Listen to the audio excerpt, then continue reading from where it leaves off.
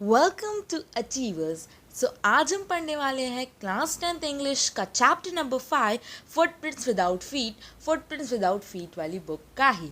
और इस चैप्टर को हम एकदम अच्छे से पढ़ेंगे ताकि कोई भी डाउट ना रह जाए। And if there are still doubts please do let me know in the comments. I surely answer your comments. तो चलिए पढ़ते हैं। Footprints without feet is an interesting story जो कि हर्बर्ट जॉर्ज वेल्स ने लिखी है, यानी कि H.G. Wells. This story is about a brilliant scientist named Griffin who had developed a drug that could make a man invisible.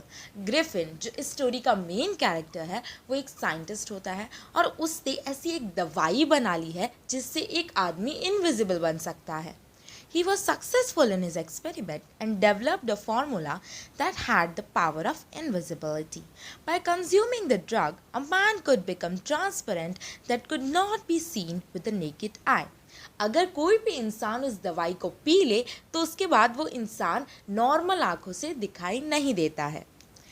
Griffin carried out the experiment on himself, so he gulped the drug and his body became transparent like a sheet of glass. तो Griffin ने सबसे पहले जो दवाई थी गल्प यानी कि खुद पी ली और उसकी बॉडी एकदम ट्रांसपेरेंट बन गई जैसे कि शीट ऑफ ग्लास. हम शीट ऑफ ग्लास के आर पार देख सकते हैं, वैसे ही हम ग्रिफिन के भी आर पार देख सकते थे. Inadvertently, he stepped in mud and the fresh muddy imprints of his feet were all over the place. तो सबसे पहले वो एक रेत पे चला, यानी कि समुद्र के पास जो रेत होती है उस पे चला. अब आप उस रेत पे चलोगे तो आपके फुटप्रिंट्स वहाँ पे छूट जाएंगे. तो दो लड़के थे जिन्होंने सबसे पहले उन फुटप्रिंट्स को देखा, उनका पीछा किया और तब तक पीछा किया जब तक वो फुटप्रिंट्स और लाइट और फेंट यानी कि ख़त्म हो चुके थे. Disappeared altogether. Although Griffin was an outstanding scientist, but he was a lawless man. अब हम इस बात से पता लगा ही सकते हैं कि ग्रिफिन ने एक ऐसा पोशन, ऐसी दवाई बना ली जिससे एक इंसान इनविजिबल हो जाए, तो वो कितना आउटस्टैंडिंग साइंटिस्ट होगा. बट वो एक लॉलेस मैन भी था. कैसे देखते हैं. His landlord disliked him and asked him to eject the house. अब वो जिस घर में रहता था उस घर का जो लैंडलॉर्ड था उसको ग्रिफिथ बिल्कुल पसंद नहीं था, तो उसने ग्रिफिथ को घर से बाहर जाने के लिए कह दिया था. In vengeance Griffin set the house on fire. तो इसके रिएक्शन में ग्रिफिन ने घर में आग लगा दी थी, उस लैंडलॉर्ड के घर में आग लगा दी.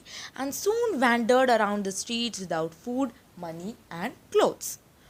Owing to his invisibility, no one could see him, and he was walking down the streets. He started feeling cold and entered a big London shopping center to warm himself.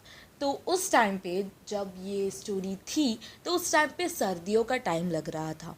तो अब जब Griffin invisible है तो उसको कपड़ों के बिना ही घूमना पड़ेगा. अगर उसने कपड़े पहन लिए तो वो विजिबल हो जाएगा, उसके कपड़े का जो वो होगा वो विजिबल हो जाएगा. इसलिए वो बिना कपड़ों पे लंदन की स्ट्रीट्स पे घूम रहा था, तो उसको बहुत ही ज़्यादा ठंड लगने लग गई. तो इसकी वजह से वो कोई लंदन के शॉपिंग सेंटर में गया ताकि वो थोड़ी गर्म हवा ले सके. After the stores were shut down, he picked up some comfortable clothes to warm himself and fed himself with cold meat and some espresso from nearby restaurants. उसके बाद वो स्टोर के अंदर गया, उसने कुछ कपड़े उठाए ताकि वो पहन सके और उसने खुद को खाना खिलाया. पास में एक रेस्टोरेंट था वहाँ से. Later he slept on the pile of quilts in the store. वो एक गद्दों के ढेर, क्विल्ट्स मतलब गद्दे, उस गद्दों के ढेर में रात में वहीं पे सो गया. The following morning, associates started approaching him and he removed all his clothes immediately and became invisible again. अब नेक्स्ट डे सुबह उस जो शॉपिंग सेंटर के वर्कर्स थे वो आए और उन्होंने देखा कि यहाँ पे तो एक आदमी सो रहा है. तो जैसे ही वो उनको पकड़ते, ग्रिफिन जल्दी से उठा और अपने सारे कपड़े निकालने लग गया. तो अब वो वापस इनविजिबल हो चुका था. As Griffin wandered without clothes in the chilly weather, he could feel the biting cold and decided to take some clothes from the theatre company. अब इतनी ठंड थी तो ग्रिफिन को भी ठंड लगने लग गई। तो ग्रिफिन ने सोचा कि अब ये पास के थिएटर कंपनी से मैं कुछ कपड़े उठा लेता हूँ। Soon he found an appropriate shop and wore bandages around his forehead, a false nose, dark glasses, big bushy side workers, whiskers and a huge hat. अब उसने ये सारी चीज़ें ले ली। अब जो बैंडेज था उसने अपने पूरे सर के ऊपर ढक दिया था ताकि उस सर को एक शेप मिल जाए, ताकि वो थोड़ा विजिबल हो जाए। एक फॉल्स नाक यानी कि एक नकली नाक लगा दी थी। सनग्लासेस पहन लिए थे। विस्कर्स यानी कि कैट के विस्कर्स होते हैं वैसे उसने विस्कर्स पहन लिए थे और एक बहुत ही बड़ी हैट पहन ली थी। Then he went to shopkeeper's store and stole all his money. और वो किसी पास की दुकान में गया। अब उसके पास पैसे तो थे नहीं तो उसने उस दुकान से पैसे भी चुराए।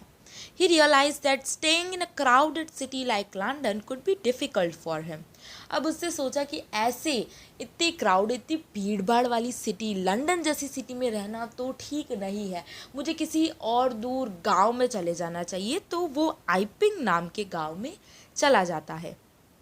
He had booked 2 rooms at the local inn in the village and reached there by boarding a train from the London. उसने वहाँ आइपिंग विलेज में 2 कमरे, इन मतलब होटल के 2 कमरे बुक करवा लिए। It was quite an unusual experience for the villagers to expect an outsiders with a stranger at the hotel during winters. अब उन विलेजर्स के लिए एक अलग सा ही स्ट्रेंज एक्सपीरियंस था, क्योंकि इस टाइम पे इतने अजीब आदमी का उनके गांव में आना was very strange. Mrs hall, the wife of the landlord of the inn, tried to be friendly with him, but Griffin did not want to talk to her. जो मिसेस हॉल थी यानी कि उस होटल की मालकिन, उन्होंने Griffin से अच्छे से बात करने की कोशिश की, उनसे फ्रेंडली होने की कोशिश की, लेकिन ग्रिफिन को उनमें कोई भी इंटरेस्ट नहीं था। Soon enough his money was exhausted and he started stealing to sustain himself. धीरे धीरे करते करते उसके पैसे ख़त्म होने लग गए जो उसने उस शॉपकीपर से चुराए थे, तो उससे और पैसे चुराना स्टार्ट कर दिया। Due to his suspicious appearance, the inn owner and his wife attempted to check his room while he was away. अब वो इतना सस्पिशियस अपीयरेंस, अब कोई पूरे मुंह पे बैंडेज बांध के फॉल्स नोज विस्कर्स लगा के घूमेगा, सो या इट वाज वेरी स्ट्रेंज। सो उस होटल के जो मालिक और मालकिन थी उन्होंने डिसाइड किया कि हम इसका रूम चेक करेंगे जब ये अपने रूम में नहीं हो। बात पता चली कि वो उनका रूम चेक कर रहे हैं, तो out of anger Griffin damage the furniture of the inn and threw it across the room towards them. अब वो जैसे ही अंदर आए तो ग्रिफिन ने उन पर डैमेज फर्नीचर, यानी कि पहले उसने फर्नीचर तोड़ा और वो तोड़ा हुआ फर्नीचर उनके ऊपर फेंकने लग गया। The owner and his wife got scared, thinking that there were some spirits around there and unusual guest was responsible for all the chaos. अब मिसेस हॉल को और उनके हस्बैंड को ऐसा लगने लग गया कि ये कोई भूतों का ही काम है और ये सारी जो चीज़ें हो रही है वो ग्रिफिन के कारण ही हो रही है।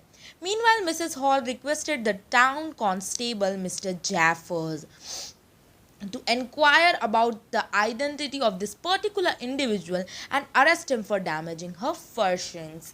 अब मिसेस हॉल ने उस विलेज के जो कांस्टेबल थे मिस्टर जैफर्स, उनको फ़ोन किया कि आप यहाँ पे आइए और इनकी आइडेंटिटी को पता लगाइए कि कौन है, क्या है, हमारे फर्नीचर्स इन्होंने डैमेज कर दिए हमारे होटल के।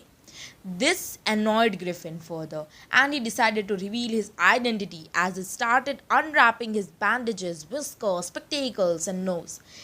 इस सब चीज़ों ने ग्रिफिन को बहुत ही ज़्यादा अनॉय करके रख दिया था और उसने अपनी आइडेंटिटी को रिवील करने का डिसीजन ले लिया। उसने अपने बैंडेजेस निकाल दिए, विस्कर्स निकाल दिए, hat, everything he removed. Everyone was shocked to see this, as there was no normal human being hidden behind the bandages. अब जैसे ही उसने सब निकाला तो वो वापस इनविजिबल बन गया, तो पूरा गांव देख के चौंक गया कि oh there was no human here. The constable could not catch hold of Griffin as he took off all his garments because became invisible and disappeared in the air. अब कांस्टेबल ऑफ कोर्स उसको नहीं ही पकड़ पाएगा क्योंकि वो invisible हो चुका था। अब ये था हमारा पूरा चैप्टर। आई होप आपको बहुत अच्छे से समझ आ गया होगा और अब हम बढ़ते हैं इस चैप्टर के कंक्लूजन पे। Footprints Without Feet describes the tendency of human beings to misuse creative discoveries meant for common goods but end up creating a menace by misappropriating them. ये चैप्टर यही बताता है कि कैसे जो ह्यूमंस है, जो ह्यूमन बीइंग्स है, वो कोई भी अच्छी डिस्कवरी, अच्छी क्रिएटिविटी, अच्छे इन्वेंशन का मिसयूज़ करते हैं, जबकि वो लोगों की भलाई के लिए बने गए हैं। आई होप आपको ये वीडियो काफ़ी अच्छे से समझ आया होगा। अगर आया होगा तो please do like, share and subscribe. Thank you for watching.